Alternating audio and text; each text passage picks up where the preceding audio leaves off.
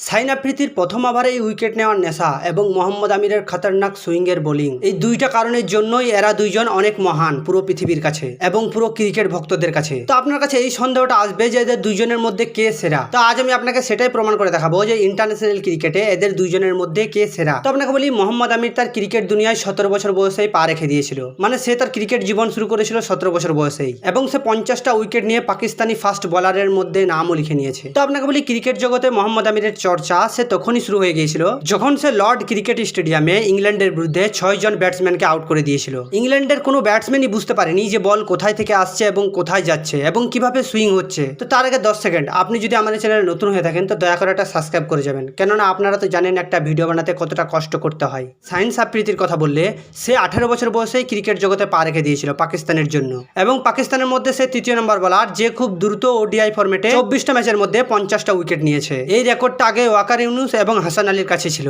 আর আপনাকে বলি, সাইন আফ্রিদির চর্চা সে তখনই শুরু হয়ে গেছে যখন সে 2019 ওডিআই ওয়ার্ল্ড কাপে নিউজিল্যান্ডের বিরুদ্ধে নিউজিল্যান্ডের 3টে টপ অর্ডার ব্যাটসম্যানকে আউট করে দিয়েছিল, যার কারণে পাকিস্তান ইজিলি সেই ম্যাচটা জিতে গিয়েছিল। সাইন আফ্রিদির কারণে পাকিস্তান সে হারা ম্যাচটা জিতে গিয়েছিল। নাম্বার 2, এবার আপনাকে বলি champion trophy 2017 final India versus Pakistan.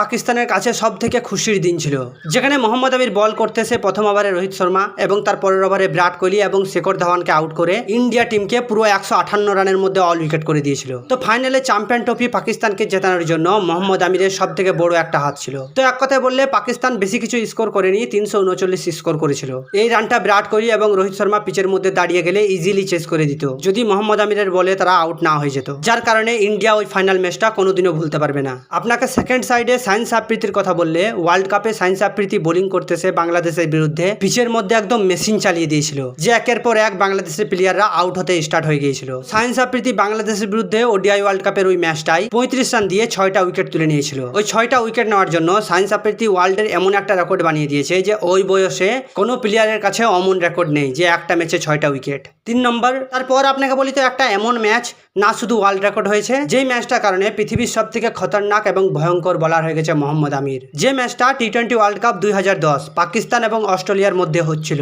তো আপনাকে বলি, একটা নয় দুইটা নয় 6টা বলের মধ্যে সে 5টা উইকেট নিয়ে নিয়েছিল, মানে 5 জনকে আউট করে দিয়েছিল, যার কারণে অস্ট্রেলিয়া 191 রানের মধ্যে অল উইকেট হয়ে গিয়েছিল। যার কারণে তারপর থেকে মোহাম্মদ আমিরকে লোক কিং বলতে শুরু করে দেয়। তার জবাবে সাইন আফ্রিদির একটা মেগা ইনিংস হলো ডিসেম্বর 2019 শ্রীলঙ্কার সাথে টেস্ট ম্যাচ খেলতে গিয়ে। সেই টেস্ট ম্যাচের মধ্যে শ্রীলঙ্কার বিরুদ্ধে সাইন আফ্রিদি বল করতে গিয়ে শ্রীলঙ্কার টপ 5টা ব্যাটসম্যানকে আউট করে দিয়েছিল। আর সেই সময় সাইন আফ্রিদি ক্রিকেটের প্রতিটা ফরম্যাটে দুনিয়ার সামনে হিরো হয়ে গিয়েছিল। নাম্বার 4, যদি ট্রফির কথা বলা হয় তাহলে মোহাম্মদ আমির তার ক্রিকেট দুনিয়ায় 2টা অনেক বড় বড় ট্রফি তুলে নিয়েছে। একটা হচ্ছে 2009 পাকিস্তান টিমকে টি20 ওয়ার্ল্ড কাপ জিতিয়েছিল এবং দ্বিতীয়টা তো আপনারা জানেন 2017 আইসিসি চ্যাম্পিয়ন ট্রফি পাকিস্তানের হাতে তুলে দিয়েছিল। এবং সে প্রতিটা ক্রিকেট ভক্তকে প্রমাণ করে দিয়েছিল এবং এই কোশ্চেনটা রেখে দিয়েছিল যে ক্রিকেটের রাজাটা কে।